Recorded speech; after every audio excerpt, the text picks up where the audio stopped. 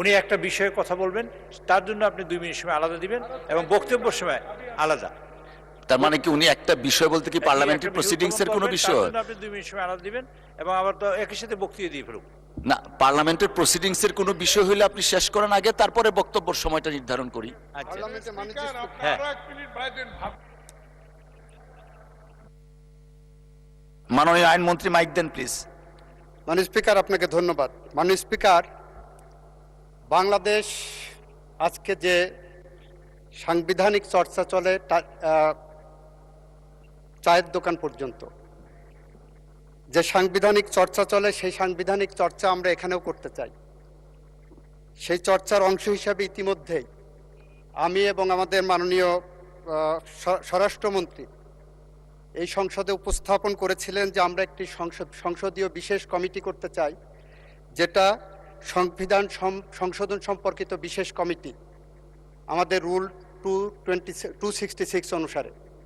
সেই কমিটির বিষয়ে আমরা 12 জনের নাম তালিকা ঠিক করেছি, যেখানে বিএনপি আছে, যেখানে গণ অধিকার পরিষদ আছে, যেখানে গণসংহতি আছে, যেখানে বাংলাদেশ জাতীয় পার্টিও আছে এবং স্বতন্ত্র সদস্যদেরকেও রাখা হয়েছে।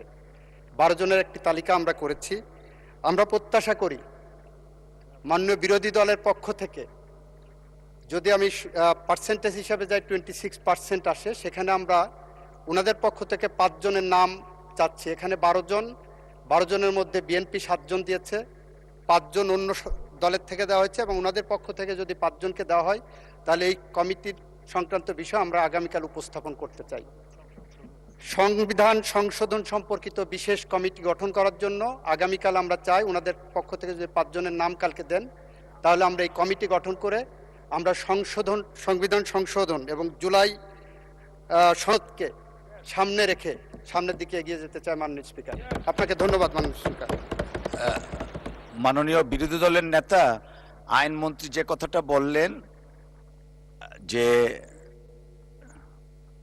বিএনপি থেকে 7 জন আর অন্যান্য সংগঠন থেকে 5 জন, এই 12 জনের একটা তালিকা ট্রেজারি বেঞ্চ থেকে মোরলেস প্রস্তুত করেছেন। আপনাদের অপোজিশন থেকে 5 জনের তালিকা চাচ্ছেন। সো এই 17 জন নিয়ে ওনারা যে বিশেষ কমিটিটা করবেন, তো দয়া করে যদি আপনি আপনাদের 5 জনের তালিকাটা দেন তাহলে হয়তো কমিটি গঠন প্রক্রিয়াটা এগিয়ে যাবে। ধন্যবাদ আপনাকে। মাননীয় বিরোধী দলীয় নেতার মাইক দিবেন প্লিজ। মাননীয় স্পিকার, ধন্যবাদ আপনাকে। এই বিষয়টা নিয়ে মাননীয় চিফ হুইপও আমার সাথে কথা বলেছেন এবং উনি যথারীতি সংসদ নেতার সালাম নিয়েই কথা বলেছেন। তো আমি ওনাকে বলেছি যে এই বিষয়টা আমাদের মাঝে একটু আলোচনার বিষয় আছে, কারণ এখানে কনসেপচুয়াল ডিফারেন্স আছে আমাদের। তা আমরা আলোচনা করে জানাবো। এটা আজকেই হয়ে যাবে বোধহয়, এটা হবে না আর কি। এই সেশনটা আমরা এটা মত দিতে পারবো না, কারণ আমরা চেয়েছি রিফর্ম, আর এখানে হচ্ছে আপনার অ্যামেন্ডমেন্ট। এই জায়গাটায় আগেও আমাদের ডিফারেন্স ছিল, এখনো এটা আছে। তো আমরা সেই রকম ওনাদের যে প্রস্তাবনারা দিয়েছেন সেটাকে আমরা নিলাম, শুনলাম, বাট আমরা পরে জানাবো। এখনই আমরা কিছু বলছি না এই ব্যাপারে। থ্যাংক ইউ আপনাকে। মাননীয় আইনমন্ত্রী কিছু বলবেন? Thank you. মাননীয় স্পিকার, আপনার মাধ্যমে মাননীয় বিরোধী দলের নেতাকে ধন্যবাদ জানাচ্ছি। আমাদের এটাতে কোনো অসুবিধা নাই, আমরা অপেক্ষা করব। আমরা সংবিধান সংশোধনের পথে এগিয়ে যাব জুলাই সনদের আলোকে।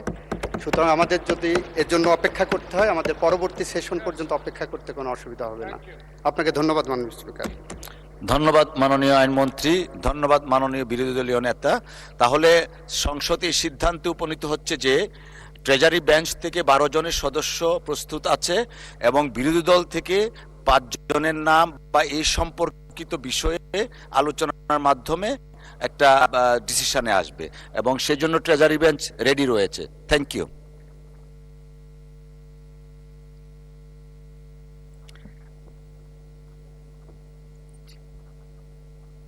এখন মহামান্য রাষ্ট্রপতির ভাষণের উপর আলোচনায় অংশগ্রহণ করবেন ঝিনাইদহ 1 আসন থেকে নির্বাচিত মাননীয় সদস্য জনাব মোহাম্মদ আসাদুজ্জামান। জনাব মোহাম্মদ আসাদুজ্জামান, আপনার সময় 7 মিনিট। ধন্যবাদ। মাননীয় স্পিকার, আপনাকে ধন্যবাদ। 7 মিনিট একটু বৈষম্যমূলক আচরণ হয়ে গেল মাননীয় স্পিকার। বৈষম্য হবে না, এন্ড অফ দ্য ডেতে দেখবেন বৈষম্য হবে না। মাননীয় স্পিকার, আপনাকে ধন্যবাদ।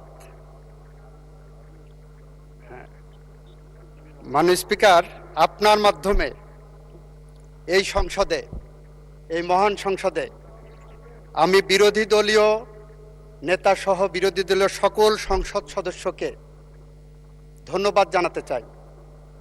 ধন্যবাদ জানানোর কারণ, বীর মুক্তিযোদ্ধার যে সংজ্ঞা নির্ধারিত করা হয়েছে জাতীয় মুক্তিযোদ্ধা কাউন্সিল আইন 2026-এ, সেই সংশোধনীতে 1971 সালে বাংলাদেশের যে সমস্ত দামাল ছেলেরা পাকিস্তানি হানাদার বাহিনী এবং তাদের এদেশীয় দোসর, তৎকালীন মুসলিম লীগ, তৎকালীন জামাতে ইসলামী, তৎকালীন নেজাম ইসলামী এবং আল বদর আল শামস বাহিনী রাজাকারদের বিরুদ্ধে যারা সংগ্রাম করেছিলেন, তাদেরকে বীর মুক্তিযোদ্ধা হিসেবে যে আইন এই সংসদে পাশ হয়েছে, সে আইনে জামাত ইসলাম বিরোধিতা করেননি কার্যত, এবং সে আইনে এনসিপির পক্ষ থেকে লিখিতভাবে অনুসমর্থন জানানো হয়েছে। এই কারণে তাদেরকে ধন্যবাদ জানাচ্ছি মাননীয় speaker. By operation of law and interpretation, তাহলে এটা ইস্টাবলিশড হয়ে গেল যে 1971 সালে বাংলাদেশের স্বাধীনতা যুদ্ধে কারা বিরোধিতা করেছিলেন, কারা খুন, গুম, ধর্ষণের সাথে জড়িত ছিলেন, যারা বাংলাদেশের অগণিত অসংখ্য মানুষের জীবন কেড়ে নেওয়ার সাথে জড়িত ছিলেন। মাননীয় স্পিকার, আমরা যারা আজকে এই সংসদে দাঁড়িয়েছি, আজ থেকে প্রায় 2 বছর আগে আমাদের এবং ওনাদের জায়গা এক ছিল। আমরা নির্যাতিতদের পক্ষে ছিলাম। এই বাংলাদেশ 2 ভাগে বিভক্ত ছিল। এক ভাগে ছিল ফ্যাসিস্টরা, গুটি কয়েক লুটেরা, গুটি কয়েক খুনি, আর একদিকে ছিলাম আমরা সবাই, ওনারা এবং আমরা। সেখানে আপনিও ছিলেন মাননীয় স্পিকার।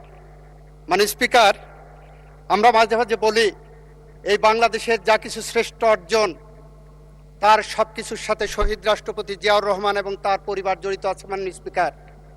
মাননীয় স্পিকার, আমরা বলি জুলাই গণ অভ্যুত্থানের মধ্য দিয়ে অর্জিত এই বাংলাদেশে যে সংসদ গঠিত হয়েছে, এই সংসদ আগামী দিনে একটি বাংলাদেশ গড়তে চায়, যে বাংলাদেশ 71-এর মুক্তিযুদ্ধের চেতনার মধ্য দিয়ে অর্জিত এই বাংলাদেশে আমরা যাতে 90-এর গণ অভ্যুত্থান এবং 24-এর গণ অভ্যুত্থানকে ধারণ করে, চেতনাকে ধারণ করে আমরা এগিয়ে যেতে পারি। মাননীয় স্পিকার, মাননীয় স্পিকার, আমরা বিশ্বের দেশে দেশে দেখেছি বিপ্লব ঘটেছে, ফরাসি বিপ্লব ঘটেছে, জুলাই বসন্ত এসেছে, আরব বসন্ত এসেছে, অরেঞ্জ বসন্ত এসেছে।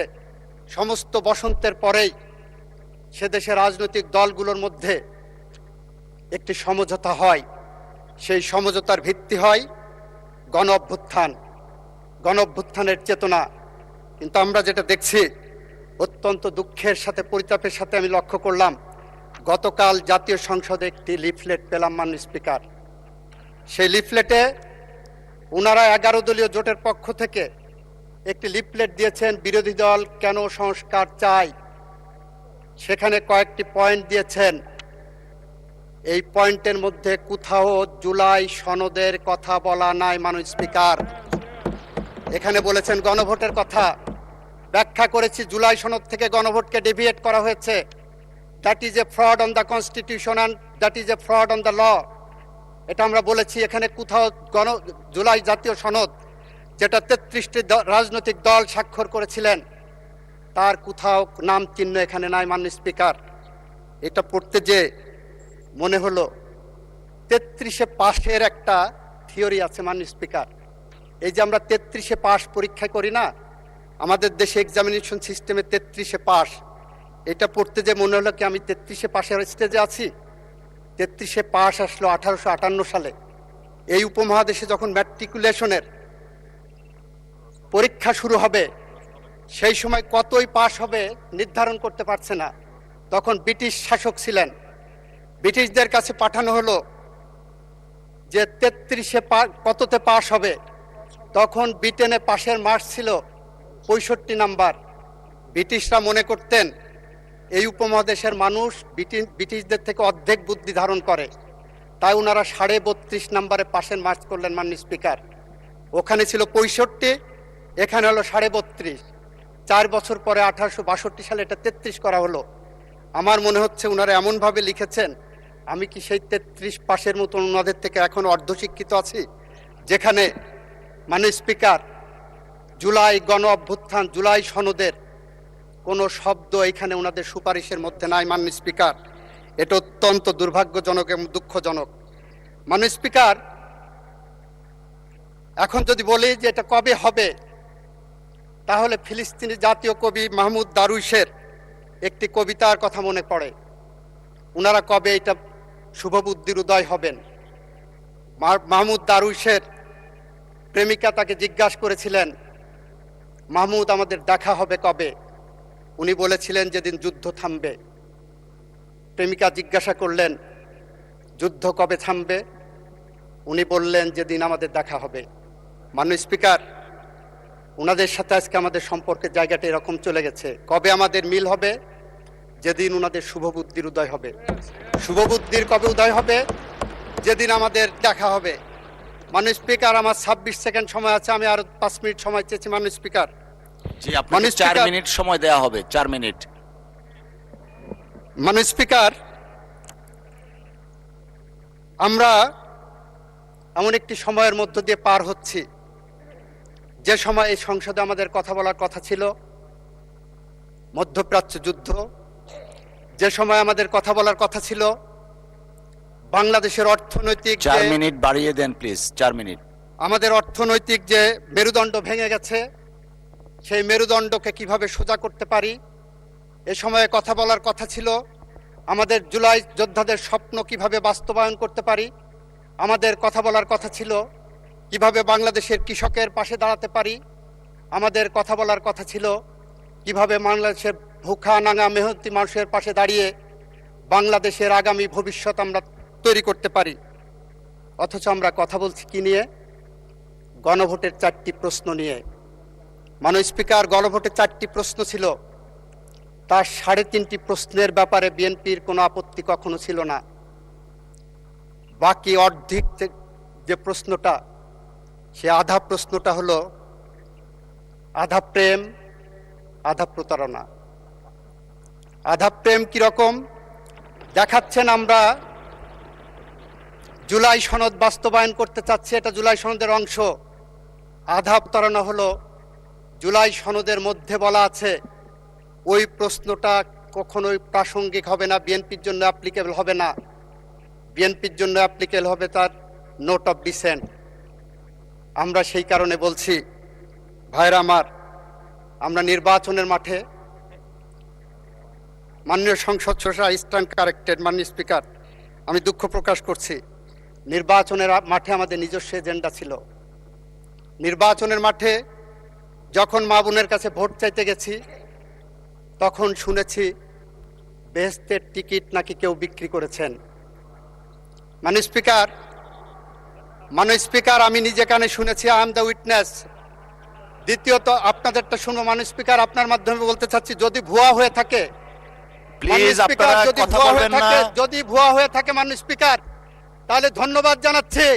তাহলে জাতির কাছে যারা বলেছিলেন ধানের শীষা দাঁড়িপাল্লায় আসলে বেহেশতের টিকিট পাওয়া যাবে, তাহলে আজকে তারা স্বীকার করছেন তারা বেহেশতের টিকিটের ধারক নহে। মাননীয় স্পিকার, আমাদের আজকে কথা বলার কথা ছিল ফ্যামিলি কার্ড নিয়ে, কিভাবে আরো বেশি পরিশীলিতভাবে ফ্যামিলি কার্ড 4 কোটি মানুষের কাছে পৌঁছে দেওয়া যায়। ওনাদের উচ্চারণ করার কথা ছিল ফ্যামিলি কার্ডের বিরুদ্ধে কোনো অনিয়ম হচ্ছে কিনা, কোনো দলীয়করণ হচ্ছে কিনা, কোনো দুর্নীতি হচ্ছে কিনা, সেই মর্মে কোনো আলোচনা নাই। মাননীয় স্পিকার, কৃষক কার্ড নিয়ে, কৃষকের ভাগ্য নিয়ে কোনো আলোচনা নাই। মাননীয় স্পিকার, ইমামদের জন্য ভাতা চালু করা হয়েছে, আমাদের মাননীয় প্রধানমন্ত্রী করেছেন, সেই মর্মে কোনো আলোচনা নাই। মাননীয় স্পিকার, ধন্যবাদ নাই। আমি ধন্যবাদ জানাতে চাই মাননীয় বিরোধী দলের মাধ্যমে ওনাদের সংসদ সদস্যদেরকে। এই সংসদ মাঝে মাঝে নির্জীব হয়ে গিয়েছিল, মাঝে মাঝে অনাহুত কারণে উইদাউট এনি রিজনেবল গ্রাউন্ড ওনারা বয়কট করেছেন, উত্তেজনা সৃষ্টি করেছেন। এখনো যেমন উত্তেজনা সৃষ্টি করলেন, এতটুকু যদি না থাকে, প্রেমের কি স্বাদ বলো যদি কাটা না থাকে। আমরা সেই কারণে মাননীয় স্পিকার বলছি, আসেন বাংলাদেশকে গড়ি, আসেন শহীদ রাষ্ট্রপতি জিয়াউর রহমানের আদর্শে গড়া যে বাংলাদেশ। আপনাদেরকে ধন্যবাদ জানাই, অনেকে শহীদ রাষ্ট্রপতি জিয়াউর রহমানের আদর্শের কথা বলেছেন, খালেদা জিয়ার কথা বলেছেন। আসেন সেই স্বপ্নের সিঁড়ি বেয়ে হেঁটে চলি। যদি আমরা ব্যর্থ হই, তাহলে কবি হেলাল হাফিজের ভাষায় আমরা উত্তর পুরুষের ভীরুকা পুরুষের উপমা হয়ে থাকব। নিশ্চয়ই আপনারা সেটা চান না, আমরা তো চাই না। আসেন সেই পথ ধরে হাঁটি। ধন্যবাদ মাননীয় সদস্য,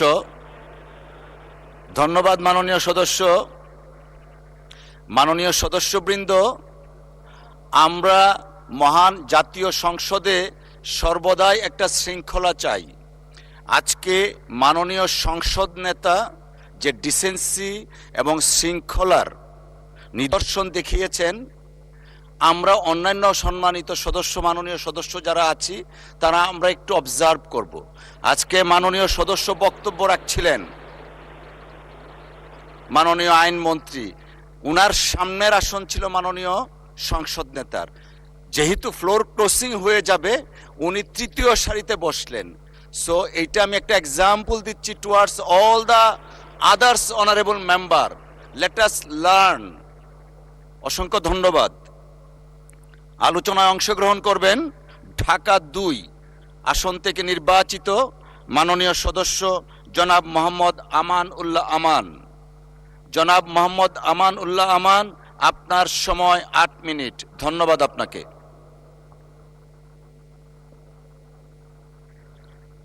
মাননীয় স্পিকার, আপনাকে ধন্যবাদ। আল্লাহ তাআলার অশেষ রহমতে, আল্লাহ তাআলার ইচ্ছায় আজকে ১৯ বছর পরে এই মহান জাতীয় সংসদে আসতে পেরেছি। এই জন্য আমি আল্লাহর কাছে শুকরিয়া আদায় করি এবং আমি স্মরণ করি শহীদ রাষ্ট্রপতি জিয়াউর রহমানকে, বীর মুক্তিযোদ্ধা বীরোত্তম জিয়াউর রহমান। আমি স্মরণ করি আজকে গণতন্ত্রের মা দেশ নেত্রী বেগম খালেদা জিয়াকে। আমি আজকে এখানে আসতে পেরেছি। এবার আমাকে আজকের মাননীয় প্রধানমন্ত্রী আমাকে মনোনয়ন দেওয়ার জন্যই, ধানের শীষ হাতে তুলে দেওয়ার জন্যই আমি আজকে এখানে আসতে পেরেছি। এই জন্য আমি আমার মাননীয় প্রধানমন্ত্রীর কাছে কৃতজ্ঞতা প্রকাশ করি এবং যারা ভোট দিয়ে আমাকে 5 বার নির্বাচিত করেছে ঢাকা ২ কেরানীগঞ্জ থেকে, আমি সেই জনগণের প্রতি কৃতজ্ঞতা প্রকাশ করছি। মাননীয় স্পিকার, সময় খুব কম, কোত্থেকে শুরু করবো আর কোত্থেকে বলবো। মাননীয় স্পিকার, আপনার একটা বর্ণাঢ্য জীবন আছে, ছাত্র জীবন। আপনি ঢাকা বিশ্ববিদ্যালয়ে এক সময় স্লোগান মাস্টার ছিলেন এবং ঢাকা বিশ্ববিদ্যালয়ে একজন তেজস্বী ছাত্রনেতা ছিলেন এবং সেখানে আন্দোলন সংগ্রামে 90-এ আপনি অংশগ্রহণ করেছেন। মাননীয় স্পিকার, আজকে ইতিহাস বলতে গেলে অনেক বলতে হবে। আজকে আপনি দেখুন, বাংলাদেশের বিভিন্ন ক্রান্তিকালে জিয়া পরিবার সব সময় জনগণের পাশে ছিল। 1971 সালে 25শে মার্চ যখন হানাদার বাহিনী ঢাকায় আক্রমণ করে, তখন শহীদ রাষ্ট্রপতি জিয়াউর রহমান চট্টগ্রামের কালুরঘাট বেতারকেন্দ্রে গিয়ে স্বাধীনতার ঘোষণা দেন। বাংলার দামাল ছেলেরা, সেনাবাহিনী, পুলিশ, বিডিআর সহ সবাই মুক্তিযুদ্ধে ঝাঁপিয়ে পড়ে আমরা লক্ষ লক্ষ শহীদের রক্তের বিনিময়ে আমরা স্বাধীনতা পেলাম। মাননীয় স্পিকার, আপনি জানেন 1990 সালে যখন গণতন্ত্র হরণ করেছিল, গণতন্ত্র ছিল না, তখন দীর্ঘ 9টি বছর আন্দোলন সংগ্রাম করে গণতন্ত্রের মা, 3বারের প্রধানমন্ত্রী দেশনেত্রী বেগম খালেদা জিয়া আপসের নেতৃত্বের মধ্য দিয়ে এই বাংলাদেশে আবার গণতন্ত্র প্রতিষ্ঠা হয়েছে। মাননীয় স্পিকার, সেই 90-এর আন্দোলনে আপনি জানেন আজকে 71, 24, 90-তে একটা গণ অভ্যুত্থান হয়েছে, ছাত্র গণ অভ্যুত্থান, এবং 24-এ গণ অভ্যুত্থান হয়েছে। আর 71-এর সাথে আমাদের 90 এবং 24-এর তুলনা হয় না। এটা তুলনা করা কোনোভাবেই ঠিক হবে না। সেই 90-এর আন্দোলনে দেশনেত্রী বেগম খালেদা জিয়া কি ভূমিকা রেখেছিলেন আপনারা দেখেছেন। একদিকে জেল, নির্যাতন, নিপীড়ন, আরেকদিকে সোনার খাটে বসে আন্দোলন করেছিলেন আরেকজন। আপনি জানেন দেশনেত্রী বেগম খালেদা জিয়া যখন চট্টগ্রামে হত্যাকাণ্ড হয়েছিল, সেখানে সর্বদলীয় একটি ডাক ছিল যে সর্বদলীয় একটি শোক মিছিল হবে কেন্দ্রীয় শহীদ মিনার থেকে। সেই সর্বদলীয় শোক মিছিলে দেশনেত্রী বেগম খালেদা জিয়াও থাকবেন এবং শেখ হাসিনাও থাকবেন এবং 8 দল 5 দলের নেতারাও থাকবেন। সেখানে দেখা গেল শহীদ মিনারে গিয়ে হাজির হলেন দেশনেত্রী বেগম খালেদা জিয়া, কিন্তু আরেকজন নেত্রী আসলেন না। কেন আসলেন না সেটার আর জবাব আমরা পাইনি। সেদিনই দেশনেত্রী বেগম খালেদা জিয়া বেগম খালেদা জিয়ার নেতৃত্বে ডক্টর কামাল সেদিন আওয়ামী লীগকে নিয়ে বেগম খালেদা জিয়ার নেতৃত্বে সেই শোক মিছিলে অংশগ্রহণ করেছিল। সেদিনই একদিকে দেশনেত্রী বেগম খালেদা জিয়া, আরেকদিকে সর্বদলীয় নেত্রী হিসেবে তিনি সেদিন প্রমাণ করেছিলেন নিজেকে, এবং বেগম খালেদা সেদিন সর্বদলীয় নেত্রী হয়েছিলেন। সেই মিছিলে আমরাও ছিলাম, এখানে অনেকেই ছিল। মাননীয় স্পিকার, আপনি জানেন 90-এর আন্দোলনে যখন সর্বদলীয় ছাত্রঐক্য আমরা গঠন করি এবং ডাকসু সহ জাতীয় প্রেস ক্লাবের সামনে একটি পেশাজীবী সংগঠনের সমাবেশ ছিল। সেই সমাবেশে আমরা যখন বক্তব্য দেই তখন লুৎফর রহমান বেনু কিছু ছবি নিয়ে আসলো, এনে আমাদের হাতে দিল যে মইনুল রোডের বাসভবনে আক্রমণ করেছে এরশাদের পেটোয়া বাহিনীরা। এই 90-এর আন্দোলনে আক্রমণ করে সেদিনের তারেক রহমান, আজকের মাননীয় প্রধানমন্ত্রী, তার পিঠে যেভাবে আক্রমণ করেছিল, আঘাত করেছিল, সেই কালো দাগ সম্বলিত ছবিগুলি যখন প্রেস ক্লাবের সামনে আমার বক্তব্যের মাধ্যমে তুলে ধরলাম, সেখান থেকে আন্দোলন আরো বেগবান হলো, উত্তপ্ত হলো, রাজপথে মিছিল বের হলো।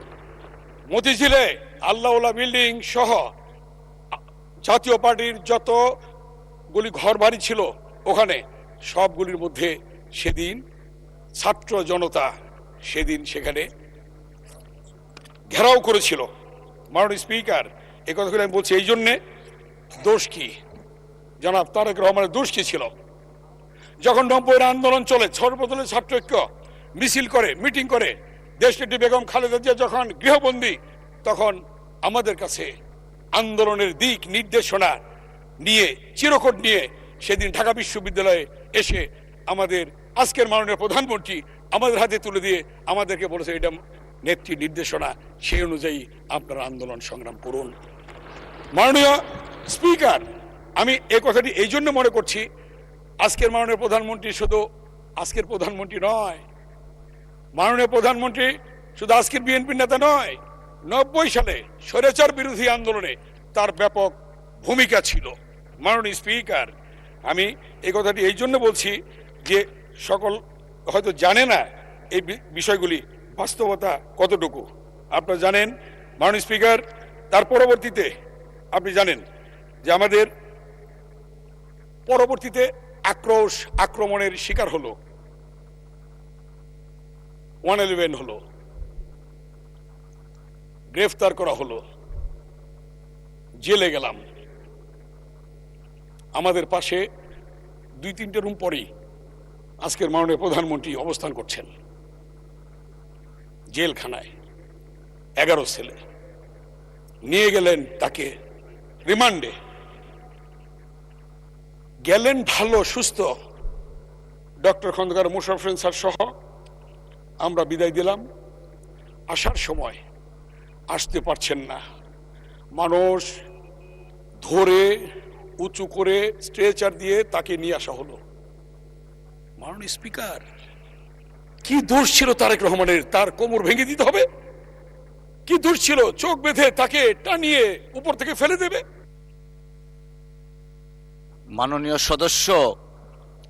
সদস্য, আসলে আপনি ডাকসুর এই বাংলাদেশে এই 17 বছরের আন্দোলনে তিনি সেখান থেকে নেতৃত্ব প্রদান করেছেন, আমাদেরকে সেখান থেকে নির্দেশ দিয়েছেন। তার প্রতিধ্বনি ছিল, তার আওয়াজ ছিল যে বিনা ভোটের এমপিদেরকে সংসদ থেকে বের করতে হবে। তার আওয়াজ ছিল, তার প্রতিধ্বনি ছিল, আমরা করেছি যে সচিবালয় থেকে অবৈধ মন্ত্রীদেরকে বের করতে হবে। তার আওয়াজ ছিল, সেই প্রতিধ্বনি নিয়ে আমরা এগিয়ে গিয়েছি মাঠে। আমরা বলেছি অবৈধ ভোটচোর শেখ হাসিনাকে বের করতে হবে গণভবন থেকে। সেটাই কিন্তু হয়েছে। এই আন্দোলন সংগ্রাম, ইলিয়াস আলী আজকে কোথায়? ইলিয়াস আলীর সন্তানরা আজকে তার বাবার কবর জিয়ারত করতে পারবে না। কোথায় তার কবর? বলেন। সবচেয়ে ক্ষতিগ্রস্ত জিয়া পরিবার, সবচেয়ে ক্ষতিগ্রস্ত বিএনপি। সুমনের কবর কোথায়? চৌধুরী আলমের কবর কোথায়? কে দেবে এর জবাব?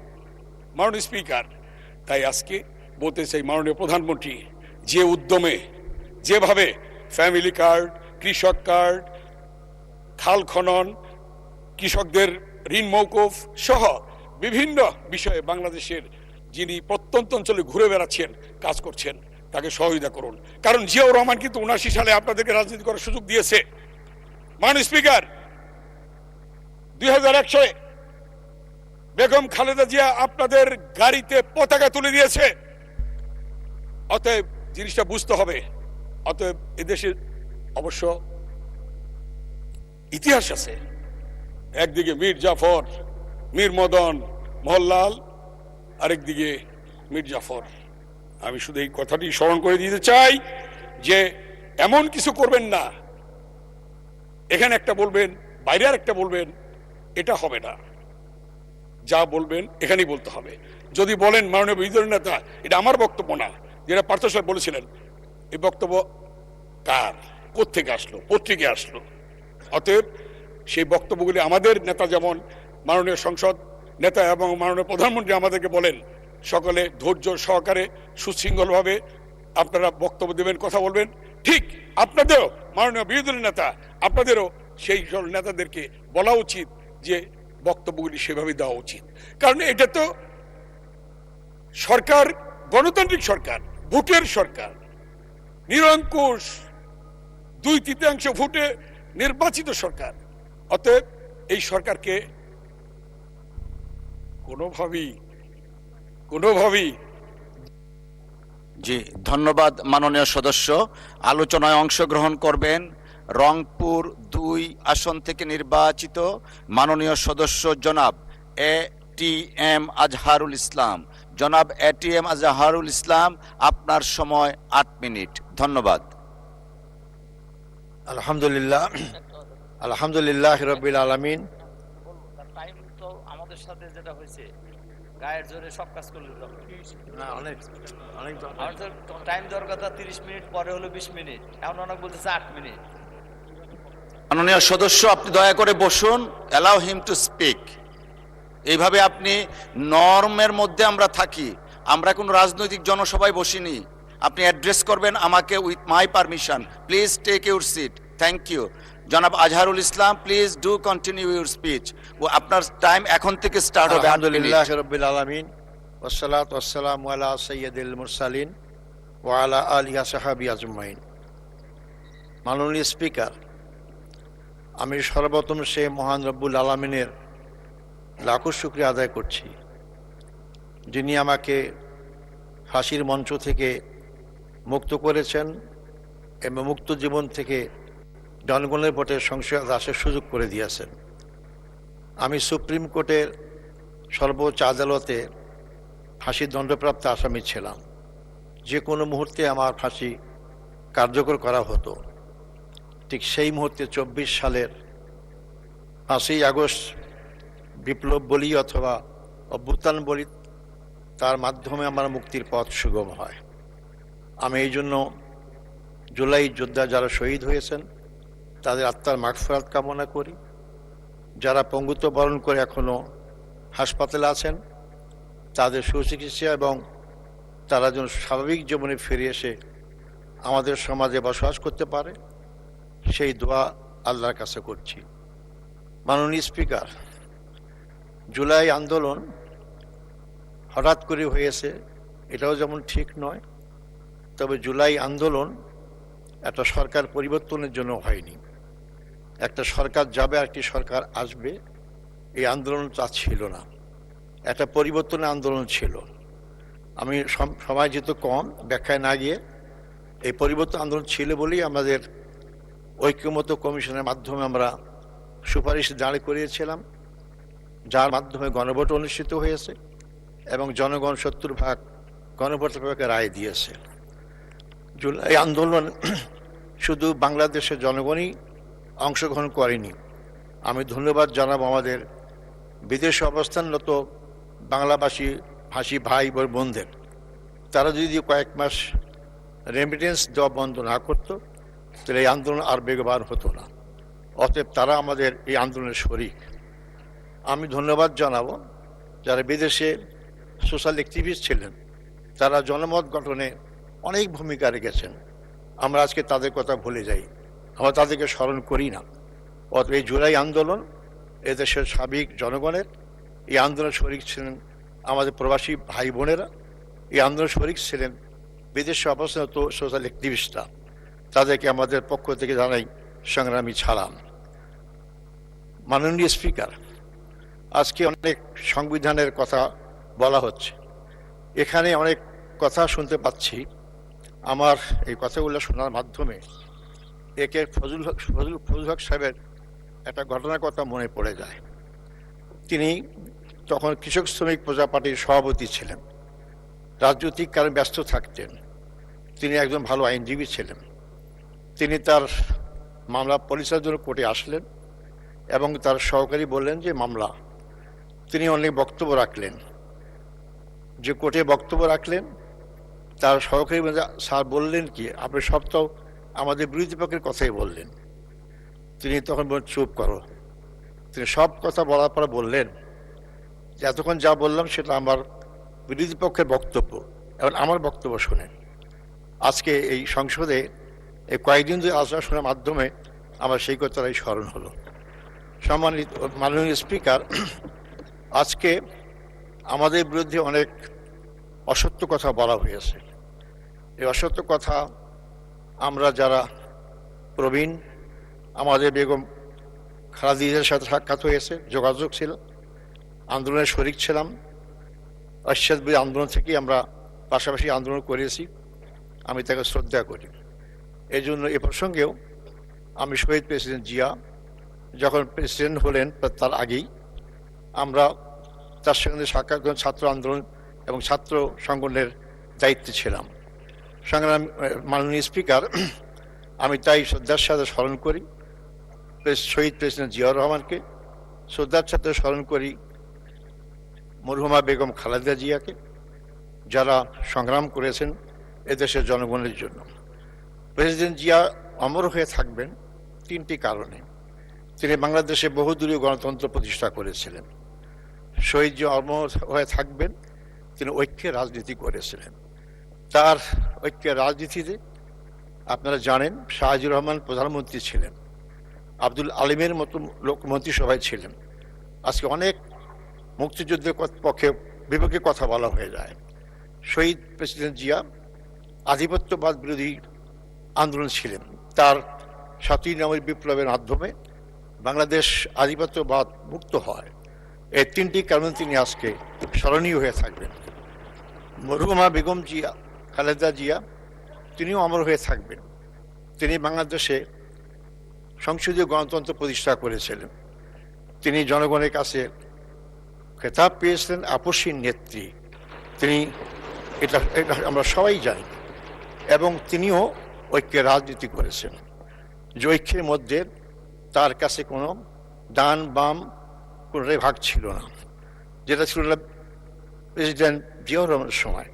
তিনি দেশকে গঠন করতে চেয়েছিলেন এবং করতে পেরেছিলেন। 1991 সালে আপনারা জানেন যে নির্বাচন পঞ্চম সংসদের হয়, সেই নির্বাচনে বিএনপি 140টি আসন পায় আর জামাত ইসলামী পায় 18টা। তখন কিন্তু এই প্রশ্ন আসে নাই জামাত ইসলামী মুক্তিযুদ্ধ বিরোধী কি না। আমরা জামাত ইসলামের পক্ষ থেকেই আমরা সরকার গঠনের সমর্থন দিয়েই আমাদেরকে অফার করা হয়েছিল মন্ত্রিত্ব দেওয়ার জন্য, আমরা গ্রহণ করিনি। দেশ এবং জাতীয় বৃহত্তর সাথে আমরা তাদের সাথেই ছিলাম। আমরা এরশাদ বিরুদ্ধে আন্দোলন করেছি, আওয়ামী লীগ বিরুদ্ধে আন্দোলন করেছি, আমরা সবাই একসাথে কাঁধে কাঁধ মিলে করেছি। 2001 সালে 4 দলীয় জোটের মাধ্যমে আমাদের সরকার গঠন করলাম। সেখানে আমাদের 2 জন মন্ত্রী ছিলেন, তৎকালীন বাংলাদেশ জামাত ইসলামের আমির সফল মন্ত্রী মৌলানা মজিবুর রহমান নিজামী, প্রথমে কৃষি মন্ত্রণালয় এবং পরবর্তী সময় শিল্প মন্ত্রীর দায়িত্ব পালন করেন, এবং ওজাই সাহেবও ছিলেন। এই প্রসঙ্গে আমি তাদেরকে স্মরণ করি। আপনারা জানেন যে আপনারা তাদেরকে মিথ্যা মামলায় সাজিয়ে তাদেরকে ফাঁসি দেওয়া হয়েছে। বাংলাদেশের রাজনৈতিক ইতিহাসে বিশেষ করে 16 বছরে দল হিসাবে বাংলাদেশ জামাত ইসলামীর চেয়ে কেউ নির্যাতন শিকার হয়নি। আর কোনো দলের প্রধান নেতা থেকে আরম্ভ করে সেক্রেটারি জেনারেল থেকে আরম্ভ করে 11 জন ভাইকে জেলখানায় ফাঁসি দিয়ে এবং বিনা চিকিৎসায় হত্যা করা হয়। এটা আর কোনো দলের ছিল না। বাংলাদেশ জামাত ইসলামী প্রমাণ করেছে তারা বাংলাদেশের জনগণকে ভালোবাসে, তারা জীবনকে ভয় করে জীবন রক্ষা করার জন্য, সুন্দর জীবনযাপন করার জন্য কোনো সময় দেশ থেকে পালিয়ে যায়নি। তারা মনে করে যে আমলি ক্ষমতা আসার পরে তাদের অনেক বিপদ নেমে আসবে, কিন্তু দেশ থেকে পালানো নেই। এমনকি শহীদ মীর কাসেম আলী সাহেব তখন আমেরিকা অবস্থান করতেন, তাকে অনেকে বলেছে আপনি দেশে আসবেন না, গ্রেপ্তার করা হবে, মামলা দেওয়া হবে, ফাঁসি হবে। উনি বলেছেন বাংলাদেশ। আপনার সময় 6 মিনিট বৃদ্ধি করা হলো। ধন্যবাদ মাস্টার। তিনি দেশে এসেছেন, গ্রেপ্তার করা হয়েছে, ফাঁসির মঞ্চে গিয়েছেন, শহীদ হয়েছেন, দেশ তো ছাড়েন নাই। আমরা আজকে অনেকে অনেক কথাই বলছি যে আমি এই করেছি সেই করেছি। এদেশের জনগণ জানে কারা ত্যাগ বেশি স্বীকার করেছে। আমি কারো ত্যাগকে অস্বীকার করি না, ছোট করে দেখতে চাই না, কিন্তু এমন কথা বলবেন না যেটা জনগণ বিশ্বাস করে না এবং আমাদের মনে আঘাত সৃষ্টি করে। মাননীয় স্পিকার, মুক্তিযুদ্ধ নিয়ে কথা বলা হয়, বিএনপির দাবি করে মুক্তিযুদ্ধের দল, অথচ বিএনপি প্রতিষ্ঠা হয়েছে 1981 সালে 1 সেপ্টেম্বর। 1979 সালে 1978 সালের 1 সেপ্টেম্বর, আর মুক্তিযুদ্ধ হয়েছে 71 সালে। মুক্তিযুদ্ধ দল কিভাবে বিএনপি হতে পারে? তাহলে এটা কিভাবে মূল্যায়ন করব? অতএব আমি বলি, শোনেন আগে, বিএনপিতে মুক্তিযোদ্ধার লোকরা আছে, মুক্তিযোদ্ধার বিএনপিতে আছে এটা বলতে পারেন, তদ্রুপ জামাত ইসলামী তো মুক্তিযোদ্ধা আছে। মাননীয় স্পিকার, এই জন্য আমাদেরকে সবাইকে মূল্যায়ন করতে হবে। আপনি একদিকে বলবেন ঐক্যের কথা বলবেন, আবার ঐক্য বিনিষ্ট হতে হবে জাতীয় কথা সংসদে বলবেন, আবার পরবর্তী সময় আমাদেরকে নসিহত করবেন যে আপনি এমন কথা বলেন কি ঐক্য নষ্ট হবে। আমরা তো শহীদ জিয়া বেগম জিয়া মুখে এই কথা শুনিনি, আপনাদেরকে অস্বীকার করবেন? নিজামী সাহেবরা আমরা যখন গ্রেপ্তার ছিলাম আমাদের মুক্তির দাবি বেগম খালেদা জিয়া করেছিলেন। তাহলে কি আপনি বলবেন যে উনি মুক্তিযুদ্ধ বিরোধী শক্তিকে বা দলগুলা লোকগুলাকে মুক্তির আন্দোলন করেছিলেন? কারণ উনি ঐক্যের রাজনীতি চেয়েছেন। দেশকে গঠন করতে হলে বিভক্ত রাজনীতির মাধ্যমে কোনো দেশ কোনোভাবেই এগিয়ে যেতে পারে না, কিন্তু আপনাদের সুর সেটাই দেখতে পাচ্ছি। মাননীয় স্পিকার, প্রেসিডেন্ট ভাষণের পর ধন্যবাদ জানানোর জন্য আমাকে এই সুযোগ দেওয়া হয়েছে। আমি প্রেসিডেন্টকে ধন্যবাদ দেবো কিভাবে? এই প্রেসিডেন্টকে, তিনি আওয়ামী লীগের দোসর, 16 আওয়ামী লীগে যা করেছে সবটা তিনি নীরব সাক্ষী। আওয়ামী লীগকে আমরা ফ্যাসিস্ট বলছি, আওয়ামী লীগ ফ্যাসিস্ট হওয়ার সুযোগ কিভাবে পেল?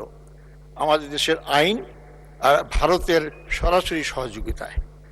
আজকে সে আওয়ামী লীগ ভারতীয় পালিয়ে গিয়েছে, কিন্তু সেই আওয়ামী লীগের তৈরি করা ফ্যাসিস্টের প্রেসিডেন্ট এবং সেই আওয়ামী লীগ যে ভারতীয় আধিপত্যের দোষর ছিল, সেই প্রেসিডেন্টকে আমি কিভাবে সমর্থন করতে পারি? বরং আমি উল্টা বলবো, আজকে নির্বাচনের মাধ্যমে যে গণতান্ত্রিক সরকার হয়েছে, যারা ফ্যাসিস্টের বিরুদ্ধে আন্দোলন করেছেন, জেল খেটেছেন, অনেকে গুম হয়েছে, ইলিয়াসের মতো লোক, তারা কিভাবে ভারতীয় আধিপত্যবাদের দোসর আওয়ামী লীগের শিকন্ডি প্রেসিডেন্টকে ধন্যবাদ জানাইতে পারে? তাহলে কি আমরা ধরে নেব যে আপনারা কোনো ব্যক্তি, কোনো দল অথবা কোনো শক্তিকে খুশি করতে চান? শুধু তাই নয়, আমি বলতে চাই অত্যন্ত বেদনার সাথে, বিএনপি একটি বড় রাজনৈতিক দল, তাদের মহিলা নেত্রীরা রাজপথে আন্দোলন করেছেন এবং তাদের অনেক ভূমিকা আছে, কিন্তু আশ্চর্য দেখলাম যে তাদের সংরক্ষিত নারী আসনে গোপালগঞ্জের কাশিয়ানী থানার বন ও পরিবেশ একজন সম্পাদক মহিলা আওয়ামী লীগের, তাকে আপনারা মনোনয়ন দিয়েছেন কেন? এটা কি আপনাদের দৈন্যতার কারণে যে আপনাদের কোনো মহিলা খুঁজে পাচ্ছেন না, নাকি আপনারা কোনো শক্তিকে খুশি করতে চান, তাদের সহযোগিতা ক্ষমতা থাকতে চান? এই প্রশ্নের জবাব আপনারা দেবেন। এই প্রশ্নগুলো জনগণের সামনে আসে, আপনারা খেয়াল রাখবেন। একটু আগে বললেন আমরা জান্নাতের টিকিট বিক্রি করি। অবশ্যই জান্নাত যেতে চাই, আমাদের আন্দোলন জান্নাত। আপনারা কি জান্নাত যেতে চান না? যে জান্নাত যেতে চান তার টিকিট বিক্রি করে বলেন কেন? আর যদি টিকিট কেউ বিক্রি করে তাহলে কি অন্যরা কেউ জাহান্নামের টিকিট বিক্রি করে? অতএব আপনারা এ সমস্ত কথা বলে বিভ্রান্ত করার চেষ্টা করেছেন। 2008 সালে 2টা আসন থেকে বাংলাদেশ জামাত ইসলামী 11 দল 77টা আসন পেয়েছে। এই সমস্ত বস্তা বস্তা কথা লোকেরা বিশ্বাস করে না।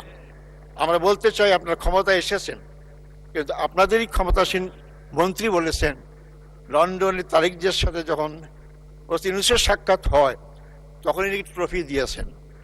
বাংলাদেশের জনগণের ভাগ্য সেখানেই নির্ধারিত হয়ে গেছে যে কে ক্ষমতা আসতেছে। অতএব কিভাবে আপনারা ক্ষমতায় এসেছেন আপনারা বিবেকের কাছে প্রশ্ন করবেন, আপনারা জনগণের কাছে যা বুঝতে পারবেন। এটা আমার কথা নয়, এটা আমার কথা নয়। আমি একটা আমার কথা বলি নাই, পত্রিকাতে বলি নাই, এই সংসদে বসে আপনাদের মন্ত্রী বলেছেন। আর উপদেষ্টা রেজওয়ানা কি বলেছেন সব আপনারাই জানেন। তাই আপনারা যারা উপস্থিত আছেন, আমি আপনাদেরকে হেয় করার জন্য কথা বলছি না। একবার চিন্তা করেন, দেশপ্রেমিক বলি আমরা, গণতান্ত্রিক শক্তি বলি আমরা, কিন্তু আজকে আমাদের এমপিরা স্বাধীনভাবে চলতে পারছে না। আজকে আমাদের এমপির দিকে আক্রমণ করা হচ্ছে, অনেক জায়গায় কর্মীদেরকে আক্রমণ করা হচ্ছে। আমার এলাকা সরকারি কাজে সহযোগিতা করতে গিয়ে বিএনপির কর্মীদের দ্বারা কর্মী লাঞ্ছিত হয়েছে, এখন ভয় দেখানো হচ্ছে। এই জন্য অনেকে হাসতে হাসতে বলে এত কাজ পাইলাম, এখন নিরাপত্তা কারণের ব্যবস্থা করেন। মাননীয় স্পিকার, আজকে আমাদের আজ সময় আমার শেষ। আর একটু আমি এলাকার কথা বলতে পারলাম না, আমি তো মজলুম, আমি তো সারা সংসদে একটা কথা বলিনি। একটু 2 মিনিট দিলে আমি আমার কথা শেষ করবো। জি আচ্ছা, ঠিক আছে, আপনাকে 2 মিনিট দেওয়া হলো। এলাকার কথা যেহেতু বলবেন। আমার এলাকা অত্যন্ত গরিব এলাকা, উত্তরবঙ্গের রংপুর অঞ্চলের মধ্যে আমার বদরগঞ্জ তারাগঞ্জ অত্যন্ত গরিব। সেখানে 75% রাস্তা মানে কাঁচা রাস্তা রয়েছে, সেখানে পাকা রাস্তার ব্যবস্থা হয়নি। আমি শুধু দৃষ্টি আকর্ষণ করবো, যানজট। আমার পুরাতন বন্দর, ওটাকে বলে বদরগঞ্জ আপনার বন্দর, সেখানে রাস্তা এত চিকন সরু, যার কারণে এখানে পার্বতীপুর থেকে যে আর্মিরা আসেন, সাধারণ লোকরা আসে, রংপুর ক্যান্টনমেন্টে যায়, রাস্তায় প্রতিদিন যানজট হচ্ছে। আমি অনুরোধ করবো সংশ্লিষ্ট মন্ত্রীকে একটা বাইপাস করার জন্য। সাথে সাথে পার্বতীপুর থেকে রংপুর পর্যন্ত 2 লেনের রাস্তাকে 4 লেন করলে রাস্তাটা প্রশস্ত হলে যানজট অনেক কমে যেতে পারে। আমার এলাকায় একটা সুগার মিল আছে, শ্যামপুর সুগার মিল। আমি এই সুগার মিল বন্ধ রয়েছে। আমাদের মন্ত্রী শিল্পমন্ত্রী মজিদুর রহমান নিজামী ছিলেন, তখন এটা লাভজনক ছিল। আওয়ামী লীগ এসে তাকে অলাভজনক করলো, এখন বন্ধ হয়েছে। এবং মাননীয় প্রধানমন্ত্রী বলেছেন যে সে সমস্ত শিল্প কারখানা বন্ধ চালু করা হবে। আমি অনুরোধ করব খুব দ্রুত গতিতে আগামী বাজেটেই যাতে করে শ্যামপুর সুগার মিল পূর্ণাঙ্গ চালু হতে পারে তার ব্যবস্থা আহ্বান করব। হাসপাতালের কথা বললাম না, সারা বাংলাদেশ হাসপাতালের সমস্যা। হাসপাতাল আছে, ক্লিনার নাই, এত অপরিচ্ছন্ন। এটা ইমিডিয়েটলি তার নিয়োগ করা উচিত। হাসপাতাল রোগী গিয়ে যদি পরিচ্ছন্ন না পায় তার রোগ তো আরো অর্ধেক বেড়েই যাবে। এই জন্য আপনারা চেষ্টা করবেন। তারাগঞ্জ হাসপাতাল 50 শয্যা উন্নীত করা হয়েছে, কিন্তু কোনো কার্যক্রম শুরু হয়নি। এই জন্য আমি স্বাস্থ্যমন্ত্রী অনুরোধ করবো 50 শয্যা চালু করবেন এবং 100 শয্যা উপনীত করবেন। আমার এলাকায় সবচেয়ে মাদকের সমস্যা, সীমান্ত এলাকার বেশি কাছাকাছি, যেগুলো নষ্ট হয়ে যাচ্ছে, সেটা সারা দেশের সমস্যা। কোনো খেলার মাঠ নাই। আমি সংসদীয় মন্ত্রীকে অনুরোধ করবো যাতে করে সেখানে আর খেলার মাঠ, মিনি স্টেডিয়াম করা হয়। অনেক সমস্যা। জি, অসংখ্য ধন্যবাদ মাননীয় সদস্য। আলোচনায় অংশগ্রহণ করবেন আপনি বসেন জনাব কামরুজ্জামান সাহেব, আপনি বসেন। আলোচনায় অংশগ্রহণ করবেন লক্ষ্মীপুর 4 আসন থেকে নির্বাচিত মাননীয় সদস্য জনাব ABM আশরাফ উদ্দিন নিজান। জনাব ABM আশরাফ উদ্দিন নিজান, আপনার সময় 8 মিনিট। ধন্যবাদ আপনাকে। কয় মিনিট? মাননীয় কামরুজ্জামান রতন সাহেব, আপনি বসেন প্লিজ। আউযু বিল্লাহি মিনাশ শাইতানির রাজিম। বিসমিল্লাহির রহমানির রহিম। মাননীয় স্পিকার, আপনাকে ধন্যবাদ। 71, 90 এবং 24-এর রক্তাক্ত জুলাই বিপ্লব, বর্ষা বিপ্লব, এই বিপ্লবে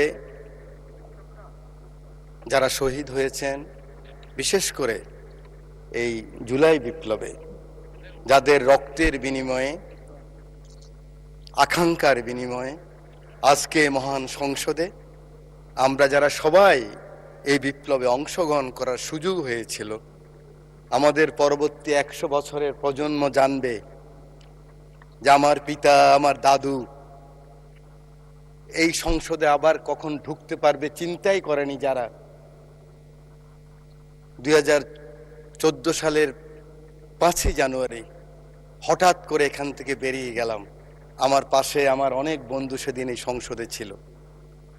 ওরা বলতে পারবে এরকম একটি বিপ্লবের মাধ্যমে, যেখানে এই সংসদ ভবনের লুকিয়ে আছে শুনে প্রত্যেকটি রুম ভেঙে ফেলেছে। কোটি কোটি অর্থ টাকা এই সংসদ ভবনে পেয়েছে। গণভবনের ইট নিয়ে গিয়েছে। এটা বিএনপির লোকেরা নেয় নাই, জামাতের লোকেরা নেয় নাই। এটা ফাইয়াজের মারা নেন নাই, আকরামের মারা নেন নাই, আবু সাইদের আম্মা নেন নাই। এটা বাংলাদেশের রিকশাওয়ালা, শ্রমিক, জনতা সকলে ক্ষোভের বহিঃপ্রকাশ ছিল সেদিনকার সেই সমাপনী আন্দোলন। সেই সমস্ত শহীদদের আত্মার মাগফিরাত কামনা করছি। আল্লাহ যেন তাদেরকে বেহেশতের সর্বোচ্চ মাকাম দান করেন। মাননীয় স্পিকার, শহীদ মোহাম্মদ শামীম, শহীদ মোহাম্মদ সবুজ, শহীদ মোহাম্মদ হাসান, শহীদ মোহাম্মদ মাজারুল ইসলাম, মোহাম্মদ ফেরদাউস শহীদ যুবদল নেতা, আরিফ ছাত্রদল নেতা, আপনারা হঠাৎ করে মনে করছেন এই নামগুলি কোত্থেকে আসলো?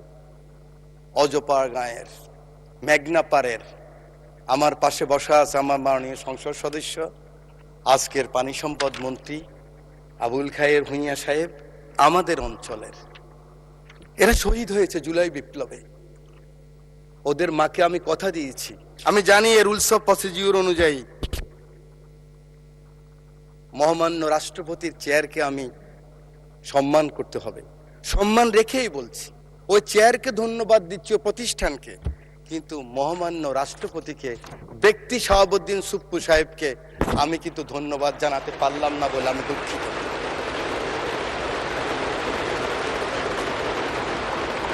মাননীয় স্পিকার, শহীদ প্রেসিডেন্ট জিয়াউর রহমানকে স্মরণ করছি। আমার প্রিয় নেত্রী, আমার মা বেগম খালেদা জিয়া জীবনের শেষ পর্যায়ে এই চেয়ারে বসা ছিলেন 9th পার্লামেন্টে। তার পিছনে ছিলেন জনাব ফারুক সাহেব, আমরা ছিলাম, পার্থ সাহেব ছিলেন। প্রথম দিন 1/11-এর পরে আমরা যখন 26 জন, ম্যাডাম খালেদা জিয়া 3 জন, 29 জন ছোট্ট রুমের মধ্যে পার্লামেন্ট পার্টির মিটিং হলেন, আমি সাইকোলজির ছাত্র, আরেকদিন বলেছিলাম, মুখ দেখেই বুঝেছি ম্যাডামের মনে অনেক কষ্ট। ম্যাডাম নিঃশ্বাস ছাড়লেন, বাম দিকে খন্দকার দেলোয়ার সাহেব বললেন আর এই রাজনীতি করা হবে না, আপনারা যান, আমরা বয়কট করব, আওয়ামী লীগ আসলে আওয়ামী লীগ বয়কট করবে, আমরাও তো অনুষ্ঠানে যাব না, আমরা আসলে আওয়ামী লীগ আসবে না, এই রাজনীতি বন্ধ করতে হবে। 5 জনকে পাঠালেন, আমরা সেখানে গেলাম ও তো অনুষ্ঠানে। সংসদ শুরু হলো, 1.5 মাসের মাথায় বিশ্বাস করেন আমার মা সংসদে বসার মতো ভাষা এই পার্লামেন্টে ব্যবহৃত হয় নাই। এরকম টোকেন দিয়ে দিয়ে এই সংসদ নেতা ছিলেন ফ্যাসিস্ট, এই চেয়ারে বসা ছিলেন হাসিনা। উনি টোকেন দিতেন যুব মহিলা লীগের নেত্রীদেরকে, কিভাবে মন্দ বলা যায়, কিভাবে তারেক রহমান সম্বন্ধে মন্দ বলা যায়, কিভাবে খালেদা জিয়া সম্বন্ধে মন্দ বলা যায়। তারপরে সেই সংসদে আমরা ছিলাম। আজকে আমার নেতা শহীদ প্রেসিডেন্ট জিয়াউর রহমান রাজনীতিটা শুরু করলেন কিভাবে, গ্রোম করলেন কিভাবে। আমি তখন স্কুল থেকে কলেজে এসেছি। উনি ছাত্র, শিক্ষক, সাংবাদিক, সমাজের বিভিন্ন স্তরের মানুষকে নিয়ে গেলেন, সাংস্কৃতিক কর্মীদেরকে হিজবুল বাহারে, সেখানে তাদের সাথে আলোচনা করলেন। আমার সুযোগ হয়েছিল, আমি ফার্স্ট ইয়ার থেকে সেকেন্ড ইয়ার উঠলাম বিশ্ববিদ্যালয়ে। উলসি যদুনাথপুরে নিয়ে গেলেন আমাদেরকে, চট্টগ্রাম বিশ্ববিদ্যালয় থেকে ফার্স্ট সেকেন্ড যারা হয়েছে। 8 ঘন্টা ছিলাম। ওই হাতের স্পর্শ, ওই কথা, ওই ভীষণ এখনো মনের ভিতরে ভাসে। হয়ে গেলাম জাতীয়তাবাদী শক্তির একজন সৈনিক। আল্লাহ এই 2 নেতা এবং নেত্রীকে বেহেশতের সর্বোচ্চ মাকাম দান করুক। সময় নেই, বলতে পারবো না, শুধু বলতে চাই আর কত যুদ্ধ, আর কত তর্ক, আর কত বিতর্ক, আর কত ছোট করা। এই সংসদটাকে আসুন না সকলে মিলে, সকলের সংসদ, আকাঙ্ক্ষার সংসদ, বাংলাদেশের 16 কোটি 17 কোটি মানুষ যে সংসদ চায়। আমি এখানে যত কথাই বলি, আমি মনে করি আপনাকে ঘায়েল করেছি, আপনি মনে করেন আমাকে ঘায়েল করেছেন, কিন্তু বাংলার কৃষক, বাংলার শ্রমিক, বাংলার জেলে সে কিন্তু বোঝে আমার কথা সঠিক না আপনার কথা সঠিক। আমার মহাসচিব মহোদয় এখানে বসা আছেন, আমার মহাসচিব মহোদয়কে হেলমেট পরাই নিয়ে গেছি, নাম বলতে পারলাম না, একজন সেনাবাহিনীর প্রধানের সাথে মিটিং করার জন্য আজকের কৃষিমন্ত্রীর বাসায়। কারণ ওটা বেশি দিন নয়, 23 সালের কথা বলছি। জীবনের বাজি নিয়ে এই কথাগুলি করেছি আমরা। আমার নেত্রী 11 আমার নেতাকে যখন নিয়ে গেল খবর পেলাম আমি, কারণ 7 দিন আগে শেষ দিন আমার দেখা হয়েছিল আমার নেতা তারেক রহমানের সাথে, বেগম খালেদা জিয়ার সাথে 111-এর পরে হাওয়া ভবনে। সেদিন ছিল ওনার শেষ দিন। খবর পেলাম ওনাকে নিয়ে গেছে, ঢুকে গিয়েছে। 196 জন এমপি ছিল এই পার্লামেন্টে। আমি ঢুকেছি, আমার নেত্রীকে দেখেছি একজন মা, তার সন্তানের জন্য কি আকুতি, কি কান্না, কি বেদনা বিধুর আমি দেখেছি। আমি সেই কথা মনে রাখতে চাই। আজকে আমরা অনেকে আছি, কিন্তু ষড়যন্ত্র বন্ধ হয়নি। জাতীয়তাবাদী নেতাদেরকে বেঁচে থাকতে হলে অনেক যুদ্ধ করতে হয়, ঐক্যবদ্ধ থাকতে হয়। আমরা সকলে আসুন একমত হই। আগামী দিনে যে চ্যালেঞ্জ আসবে, এই জাতীয়বাদী শক্তির বিরুদ্ধে আবার যে ষড়যন্ত্র আসবে, সেদিন কারাই প্রধানমন্ত্রীর জন্য জীবনের বাজি রাখতে পারবেন, বাংলাদেশের জন্য বাজি রাখতে পারবেন, সেরকম যদি একটা শক্তি সাহস থাকে, তখনই হবে সবার আগে বাংলাদেশ, তখনই হবে দিল্লি নয়, পিন্ডি নয়, অন্য কোনো দেশ নয়। জি, সময় বাড়ানো হলো আরো 4 মিনিট। Thank you very much. You are very welcome. Thank you very much. আমি আপনাকে ধন্যবাদ জানাই। আমার সংসদ নেতা, আমি ওনাকে হসপিটালও দেখেছি। একজন মানুষ তার কর্মীকে কত ভালোবাসলে, আমি অ্যাপ্রন পরে গিয়েছি, মাস্ক লাগাই গিয়েছি। আমি এমপি ছিলাম, দেখে চিনে নাই। সেই ছবি আপনারা দেখেন, কিন্তু মাথার মধ্যে ব্যান্ডেজ লাগানো। আমি মাস্ক খুললাম, অবাক হয়ে গেলেন, আপনি কেন আসছেন? আমার চোখের পানি পড়ছে, আমি পিছিয়ে আসলাম। আমি বলতে চাই, এই চ্যালেঞ্জ আবার আসবে, ষড়যন্ত্র বন্ধ হয় নাই। আমরা কে কত বড় হব, কোথায় যাব, কি নিব, কি হব, সেটা বড় কথা নয়। বড় কথা হলো এই চ্যালেঞ্জ গ্রহণ করতে হবে। মাননীয় স্পিকার, একটু আগে আমার সেই ভাই এখন আছেন, আমার নেতা তারেক রহমান ছুটে গেলেন, ওখানে গেলেন, দেখলেন। সাথে সাথে আমি মনে করি আগামী দিনের রাজনীতির জন্য সংসদের বিরোধী দলের নেতা আপনিও ছুটে যাওয়া উচিত ছিল। আমি জানি না আমার কথা কিভাবে নেবেন, যে মাননীয় সংসদ নেতা, আমি শুনেছি, আমি উপস্থিত ছিলাম, কারণ ওনার পিছনে আমি ছিলাম, আপনি গিয়েছেন, উনি বলেছেন আপনার কিছু প্রয়োজন লাগলেও আমাকে বলবেন। এভাবেই রাজনীতিটাকে আমরা এগিয়ে নিতে হবে। বাংলাদেশের মানুষের আকাঙ্ক্ষা এই রাজনীতি, মানুষ আর এই হিংসা প্রতিহিংসা আর দেখতে চায় না। বক্তব্য আমি শেষ করছি। যাওয়ার আগে দ্বিতীয় বিশ্বযুদ্ধের একজন সৈনিক, আমরা জানেন আমরা কিন্তু উইলস্টন যে চার্চিলের পক্ষে, মিত্রশক্তির পক্ষে যুদ্ধ করেছিলাম, এবং আমরা কিন্তু বাঙালিরা সবসময় এরকম ছিলাম। আমরা মুঘলের বিরুদ্ধে ঈসা খাঁ যুদ্ধ করেছে, ফরাজি আন্দোলন, ফকেরি আন্দোলন, এগুলিতে আমরাই করেছি। ইলা মিত্রের আন্দোলন আমরাই করেছি, তিতুমিরের বাঁশের কিল্লা আমরাই করেছি। এই সৈন্য গিয়েছিল, যুদ্ধ করেছে বিভিন্ন জায়গায়। মাননীয় স্পিকার, পরে আসছে বার্মায়। বার্মায় আসার পরে নিজের দেশের কথা মনে পড়েছে। দেশের কথা মনে করার পরে মনে করলো এই বর্গী ওলন্দাজ ব্রিটিশরাই তো অত্যাচার করেছে, আবার তো সেই অবস্থাই হবে। তার স্ত্রীর কথাও মনে পড়েছে। তখন ঢাকায় কিন্তু লণ্ঠনের বাতি জ্বালতো। তো তিনি বলেছেন, পরের জন্য যুদ্ধ করেছি অনেক, পরের জন্য যুদ্ধ করেছি অনেক, এবার তোমার আর আমার যুদ্ধ। যদি বলো এত যুদ্ধ করে কি পেয়েছি? তিউনিসিয়ায় পেয়েছি জয়, উগান্ডায় পেয়েছি জনগণের ভালোবাসা, আর প্রতিবেশী বার্মায় পেলাম ঘরে ফেরার তাগাদা। আমি যেন সেই বাতিওয়ালা, যে পথ্য পথ্য রাস্তায় বাতি জ্বালিয়ে ফিরি, অথচ যার নিজের ঘরে জমে থাকে দুঃস্ব অন্ধকার। এই অন্ধকার আমরা কাটাতে চাই, এই অমনুষ্য থেকে বের হতে চাই। আমরা সুন্দর স্বাভাবিক সকলের জন্য যে বাংলাদেশ, সেই বাংলাদেশ চাই। আমার নেতা তারেক রহমানের সবার আগে বাংলাদেশ, সেই বাংলাদেশ চাই। আমার রামগতির দায়িত্ব নেতাকে দিলাম, আমার এমপি, আমার নদী ভাঙ্গা মানুষ শহীদুদ্দিন চৌধুরীকে দিয়ে সময় নাই, সেই কারণে সকলের ভালোবাসা চেয়ে, আদর চেয়ে বক্তব্য শেষ করছি। আল্লাহ হাফেজ, বাংলাদেশ জিন্দাবাদ।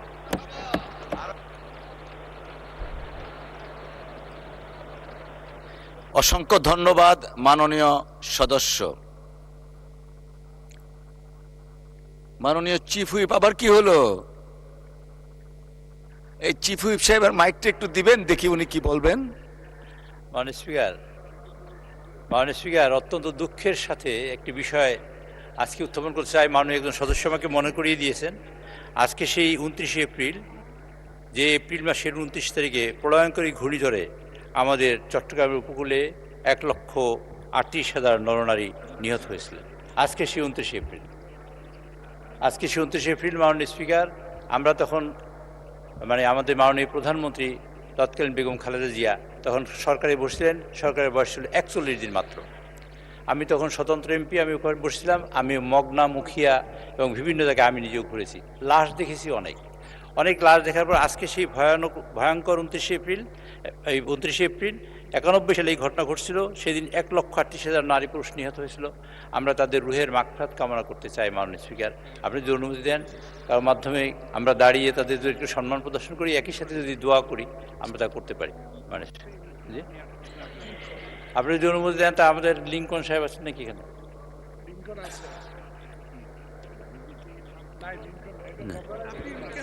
না না, আমরা উই আর পেইং 1,29,000 মানুষ মারা গেছে চট্টগ্রামে। জি জি, ধর্মমন্ত্রী মাননীয় স্পিকার, আমি অনুরোধ করছি আপনার মাধ্যমে ধর্মমন্ত্রীকে এই বিষয়ে একটু মনোজাত করার জন্য।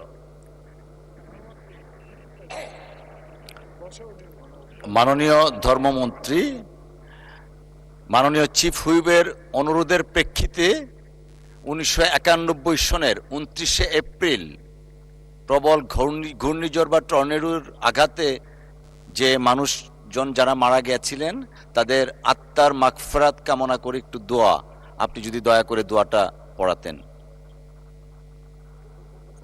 ধন্যবাদ। জি, আপনি বসে বলতে পারেন। মাননীয় ধর্মমন্ত্রী, আপনি দয়া করে বসুন, বসে পড়ান, কোনো আপত্তি নেই, অসুবিধা নেই। স্পিকার, আল্লাহর কাছে যখন চাবো দাঁড়িয়ে যেতে হবে। জি, ধন্যবাদ। 91 সালে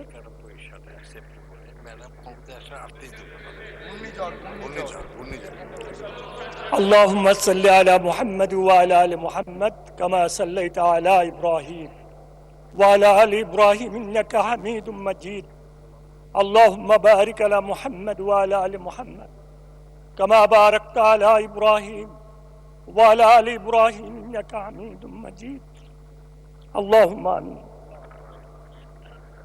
اللهم صل على محمد وعلى آل محمد كما صليت على إبراهيم وعلى آل إبراهيم إنك حميد مجيد اللهم بارك على محمد وعلى آل محمد كما باركت على إبراهيم وعلى آل إبراهيم إنك حميد مجيد মেহেরবান আল্লাহ, আপনি মেহেরবানি করে দয়া করে আমাদেরকে এই সংসদে এনেছেন। আপনার রহমত, আপনার দয়া আর কিছু নয় আল্লাহ। আমাদেরকে আপনার সন্তুষ্টি সহকারে এই সংসদ চালানোর তৌফিক দান করেন। আমাদেরকে জনগণের খেদমত করার তৌফিক দান করেন। অন্যায়, অত্যাচার, জুলুম, অবিচার থেকে বাঁচার তৌফিক দান করেন। আয় আল্লাহ, যে উদ্দেশ্যে আজকে দোয়ার কথা বলা হয়েছে আপনি তো জানেন, সেই ঘূর্ণিঝড়, এই ঘূর্ণিঝড়ে মর্যাদা দান করেন আল্লাহ, তাদের সমস্ত গুনাহ খাতাকে মাফ করে দেন আল্লাহ। तमाम দুনিয়ার মানুষদেরকে আপনি হেদায়েত নসিব করে দেন, সহিহ বুঝ দান করেন। আয় আল্লাহ, আমাদেরকে মাফ করে দেন। আমাদের বিরুদ্ধে কি ষড়যন্ত্র হচ্ছে, কারা করছে আপনি সব জানেন। আপনার জানার বাইরে কিচ্ছু নাই আল্লাহ। আল্লাহ, ওই সমস্ত ষড়যন্ত্র থেকে আমাদেরকে হেফাজত করে। আমাদেরকে আপনি যদি হেফাজত না করেন কোনো উপায় নাই। আল্লাহ, নবী সাল্লাল্লাহু আলাইহি সাল্লাম যে সমস্ত দোয়া করেছেন আল্লাহ, সমস্ত দোয়াগুলি নবী সাল্লাল্লাহু আলাইহি সাল্লামের উম্মতদের জন্য, আপনার গোলামদের জন্য কবুল মঞ্জুর করে নেন। ওয়া সাল্লাল্লাহু তাআলা আলা খায়রি খালকি মুহাম্মদ ওয়া আলিহি ওয়া সাহবিহি আজমাইন বিরহমাতিকা ইয়া আরহামার রাহিমিন। ধন্যবাদ মাননীয় ধর্মমন্ত্রী। আলোচনায় অংশগ্রহণ করবেন ঢাকা ৬ আসন থেকে নির্বাচিত মাননীয় সদস্য জনাব ইশরাক হোসেন। জনাব ইশরাক হোসেন, আপনার সময় ৭ মিনিট। ধন্যবাদ। বিসমিল্লাহির রহমানির রহিম। আমি প্রথমেই মহান রব্বুল আলামিনের প্রতি কোটি শুকরিয়া আদায় করছি। জাতীয় সংসদে কার্যত আমার জীবনের প্রথম পূর্ণাঙ্গ বক্তব্য রাখার সুযোগ পেয়েছি। আমি আমার মরহুম বাবা, একজন সাবেক সংসদ সদস্য সাদেক হোসেন খোকা, এবং আমার মাতা ইসমত আরা, তাদের দোয়ায় আজকে মহান রব্বুল আলামিনের বদৌলতে আজকে আমি মহান সংসদে দাঁড়িয়ে বক্তব্য রাখার সুযোগ পেয়েছি। আমি গভীর শ্রদ্ধাভরে স্মরণ করছি জাতির শ্রেষ্ঠ সন্তান 1971 সালের মহান মুক্তিযুদ্ধে সকল শহীদ এবং বীর মুক্তিযোদ্ধাদের, এবং আরও স্মরণ করছি বিগত 24 সালে জুলাই আগস্ট গণ অভ্যুত্থানে সকলে যারা শহীদ হয়েছেন, যারা আহত হয়েছেন, যারা পঙ্গুত্ব বরণ করেছেন, তাদের সকলকে স্মরণ করছি। মাননীয় স্পিকার, গত কয়েকদিন যাবৎ এই সংসদে দাঁড়িয়ে অনেক নেতৃবৃন্দের বক্তব্য, অনেক সদস্যদের বক্তব্য শুনেছি। তাই ক্ষণে ক্ষণে প্রতিটি মুহূর্তে প্রত্যেকটি বক্তার পরেই আমার বক্তব্য অনেকখানি পরিবর্তন করতে হচ্ছে। যেভাবে আমি ভেবেছিলাম যে আমার জীবনের প্রথম বক্তব্য রাখবো, সেখান থেকে অনেকটাই এখন সরে আসতে হচ্ছে আর কি। মাননীয় স্পিকার, আমি মুক্তিযুদ্ধ বিষয়ক মন্ত্রণালয়ের দায়িত্ব পেয়েছি। সেজন্য আমি আমাদের নেতা, মাননীয় সংসদ নেতা, মাননীয় প্রধানমন্ত্রী জনাব তারেক রহমানের প্রতি কৃতজ্ঞতা জানাচ্ছি। উনি আমাকে সুযোগ দিয়েছেন, উনি আমাকে মনোনয়ন দিয়েছেন, এবং ঢাকা ৬ আসনের সর্বস্তরের ভোটাররা তাদের মূল্যবান ভোট দিয়ে আমাকে সংসদে পাঠিয়েছেন। মাননীয় স্পিকার, আমরা দেখেছি যে 2009 সালে একটি ১/১১ ষড়যন্ত্রের মাধ্যমে যে সরকারটি এসেছিল, সেই সরকার তারা মুক্তিযুদ্ধের চেতনাকে বিক্রি করে পদে পদে তারা ফায়দা লুটেছে। জনগণের অধিকারকে হরণ করেছে এবং 2011 সালের 30শে জুন তারা তত্ত্বাবধায়ক সরকার ব্যবস্থা অন্যায়ভাবে বাতিল করে একটি কার্যত একদলীয় শাসন ব্যবস্থার দিকে বাংলাদেশকে নিয়ে গিয়েছিল এবং সেটিকে তারা তাদের অবৈধ ক্ষমতাকে দীর্ঘায়িত করার জন্য তারা গুম, খুন, ধর্ষণ সহ এমন কোনো অপরাধ নেই যেটি তারা করেন নাই। আমরা তখন থেকেই দেশনেত্রী মরহুমা বেগম খালেদা জিয়ার নেতৃত্বে গণতন্ত্র পুনরুদ্ধারের আন্দোলন আমরা তখন থেকেই করে আসছি এবং সর্বশেষ 2024 সালে আমাদের নেতা আজকের মাননীয় প্রধানমন্ত্রী ওনার নেতৃত্বেই আমরা আন্দোলন সংগ্রাম লড়াইয়ের মাধ্যমে বাংলাদেশে আবার গণতন্ত্র প্রতিষ্ঠার সুযোগ পেয়েছি। মাননীয় স্পিকার, আমি একটু বলতে চাই যে আমাদের সম্মানিত বিরোধী দলের সদস্যবৃন্দরা এখানে রয়েছেন, তাদের অনেকেই খুব সুন্দর বক্তব্য দিয়ে থাকেন, সেটাকে আমরা অ্যাপ্রিসিয়েট করি, কিন্তু তারা সংসদের বাইরে এবং কিছু কিছু ক্ষেত্রে সংসদের ভেতরেও যেভাবে বক্তব্য রাখছেন তার মাধ্যমে যে বিষ বাষ্প ছড়ানো হচ্ছে সেটির একটা প্রভাব কিন্তু আমরা বর্তমান যে শিক্ষা প্রতিষ্ঠান ক্যাম্পাস যে উত্তপ্ত হয়েছে সেখানে আমরা তার প্রভাব একটা দেখতে পাচ্ছি। সেখানে বিভিন্ন জায়গায় তাদের ছাত্র সংগঠনের যারা রয়েছেন তাদের সাথে বিভিন্ন সংঘর্ষের ঘটনা ঘটছে, অনেকেই সেখানে আহত হয়েছেন এবং নানা ধরনের একটা অস্থিরতা বিরাজ করছে। আমি খুব কষ্ট পেয়েছি যে গত সপ্তাহে বৃহস্পতিবার দিন এখানে সুন্দর আলোচনা হলো, জ্বালানি বিষয়ক একটি সমস্যা নিয়ে একটি কমিটি গঠন করা হলো। আমাদের মাননীয় বিরোধী দলের নেতা তিনিও খুব সুন্দর বক্তব্য রাখলেন, কিন্তু পরের 2 দিনই আমরা দেখলাম যে এই 2 দিন সংসদ চলেনি যে তাদের নেতৃবৃন্দ বিভিন্ন জায়গায় নানা ধরনের কথা বলেছে এবং এক প্রকার জনগণকে উস্কানি দিয়েছে। এমনও কথা বলা হয়েছে যে 17 দিনের মধ্যে নাকি বিএনপি নির্বাচিত সরকারকে তারা ক্ষমতা থেকে হটাবে। তা আমি আপনার মাধ্যমে এই সংসদ এবং জাতি যারা সকলেই লাইভ টেলিকাস্ট হচ্ছে সকলেই দেখছে, আমি তাদের উদ্দেশ্যে বলতে চাই যে 2008 সালের নির্বাচনের মাধ্যমে এই সরকার ক্ষমতায় আসে নাই, 14, 18, 24-এর মাধ্যমেও এই সরকার ক্ষমতায় আসে নাই। আমরা জনগণের সরাসরি ভোটের মাধ্যমে ম্যান্ডেট প্রাপ্ত হয়ে এই সংসদে এসেছে। আমাদেরকে যদি কেউ হুমকি ধামকি দিয়ে মনে করে সরকার পতন করবে, আমি আপনার মাধ্যমে মাননীয় সংসদ নেতার উদ্দেশ্যে বলতে চাই, আপনি খালি হুকুম দিবেন, ইনশাল্লাহ বিগত দিনে আপনার নির্দেশ প্রাপ্ত হয়ে আমরা যেভাবে রাজপথে অবস্থান করে জনগণের ভোটের অধিকার প্রতিষ্ঠা করার জন্য আন্দোলন সংগ্রাম করেছি, একইভাবে খুনি হাসিনাকে পতন করার জন্য আমরা যেভাবে আন্দোলন সংগ্রাম করেছি, আমাদেরকে যদি হুমকি দেওয়া হয় তাহলে সম্মানিত বিরোধী দলের প্রতি সম্মান রেখেই বলছি, আপনারা যদি আমাদেরকে পতন করার হুমকি দেন তাহলে বিরোধী দলের অবস্থান থেকে আপনাদেরকে পতন ঘটানো হবে ইনশাআল্লাহ। আমরা কোনো ধরনের অস্থিতিশীল করতে চাই না, আমরা বাংলাদেশে কোনো ধরনের বিভক্তির রাজনীতি চাই না, আমরা একটা শান্তির রাজনীতি চাই, একটা ঐক্যের রাজনীতি চাই। আমরা যদি বিগত 24 সালে যারা শহীদ হয়েছেন তাদের প্রতি যদি আমরা সম্মান প্রদর্শন করতে চাই তাহলে আমাদেরকে একে অপরের প্রতি সম্মান প্রদর্শন করতে হবে এবং সকলে মিলেমিশেই আগামী দিনে বাংলাদেশকে পরিচালনা করতে হবে। আপনারা হয়তো ভুলে যাচ্ছে, আমাদের সম্মানিত বিরোধী দল হয়তো ভুলে যাচ্ছে এই যে সংঘাত, এই যে একটা অস্থিতিশীল পরিবেশ তারা তৈরি করার চেষ্টা করছে, তার মধ্যে লাভবান কারা হচ্ছে মাননীয় স্পিকার? তার মাধ্যমে লাভবান একমাত্র ফ্যাসিবাদের যারা দোসর, যারা পলাতক রয়েছে তারাই লাভবান হবে। আর তারা যদি আবার কোনোভাবে বাংলাদেশে ফেরত আসে তাহলে কি অবস্থা করবে যারা তাদের বিরুদ্ধে আন্দোলন করেছে, লড়াই করেছে, সেটা আমি আপনার মাধ্যমে আমি প্রশ্ন রাখতে চাই। তাই আমি আর যেহেতু সময় সংক্ষিপ্ত, সময় বাড়ানোর আবেদনও করব না। ইনশাল্লাহ 5 বছরের জন্য নির্বাচিত হয়েছি, আরো সুযোগ পাবে কথা বলার, ইনশাল্লাহ কথা বলে যাব।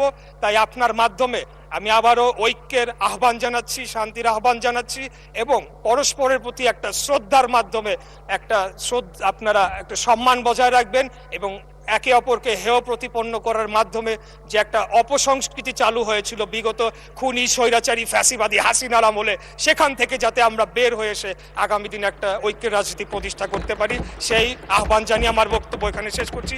খোদাফেজ। বাংলাদেশ জিন্দাবাদ, বাংলাদেশ জাতীয়তাবাদী দল জিন্দাবাদ। ধন্যবাদ মাননীয় স্পিকার। মাননীয় সদস্যবৃন্দ, সংসদের বৈঠক আসরের নামাজের জন্য 30 মিনিট 30 মিনিটসের বিরতি দেওয়া হলো। আপনাদের সহযোগিতার জন্য অসংখ্য ধন্যবাদ।